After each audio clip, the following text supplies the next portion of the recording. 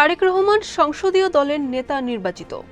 ভোলায় 24 কেজি গাঁজাসহ 2 মাদক ব্যবসায়ী আটক। মন্ত্রিসভায় ডাক পেলেন নুরুল হক নূর।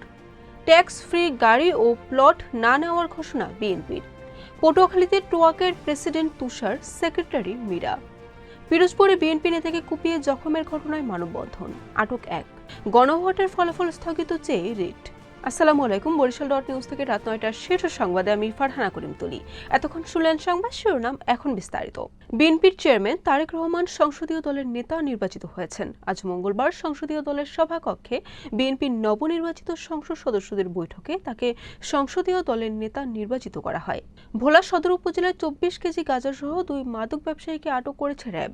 সোমবার দুপুরে উপজেলার ইলিশা লঞ্চঘাট এলাকায় অভিযান চালিয়ে তাদের আটক করা হয়। গণ অধিকার পরিষদের সভাপতি ও পটুয়াখালী 3 আসনের সংসদ সদস্য নুরুল হক নূর নতুন সরকারের মন্ত্রিসভায় ডাক পেয়েছেন।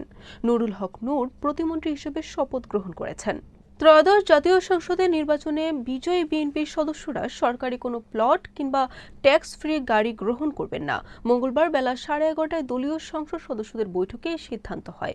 পরে সাংবাদিকদের এ তথ্য জানান দলটির মহাসচিব মির্জা ফখরুল ইসলাম আলমগীর। পটুয়াখালীর কুয়াকাটায় পর্যটন খাতের অন্যতম সংগঠন tour operators association of Kuakata এর দ্বিবার্ষিক সভায় আগামী 2 বছরের জন্য নতুন কার্যনির্বাহী কমিটি গঠন করা হয়েছে।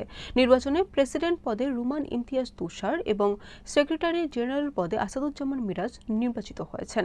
পিরোজপুরের ইন্দুরকানী উপজেলায় বাংলাদেশ জাতীয়তাবাদী দল এর এক নেতাসহ 2 জনকে কুপিয়ে জখমের ঘটনায় প্রতিবাদে মানববন্ধন অনুষ্ঠিত হয়েছে। এই ঘটনায় এক যুবককে জনতা আটক করে ডিবি পুলিশের কাছে সোপর্দ করেছে।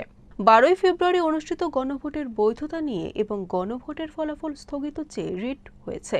সুপ্রিম কোর্টের এক আইনজীবী আবেদনকারী হয়ে আজ মঙ্গলবার হাইকোর্টের সংশ্লিষ্ট শাখায় রিটটি দায়ের করেন। বরিশাল নিউজ।